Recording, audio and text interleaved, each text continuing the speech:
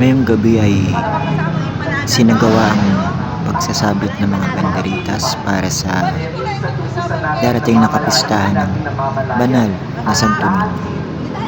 Ang nanguna po dito ay ang Santo Niño Group ng ating parokya ng San Jose de Gagalangin at katuwang nila ang Parish Safety and Security Group ng ating parokya, kasama ang ating butihin at napakasipag na PPC Chairperson, Sister Josephine Bulaong.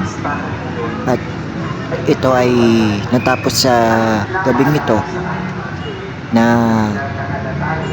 nagtulungan ang bawat isa at naisagawa at naayos sa kanyang dapat kalagyan ang mga bandera sa labas ng ating mahal na simbahan ng San Jose de Gagalangin.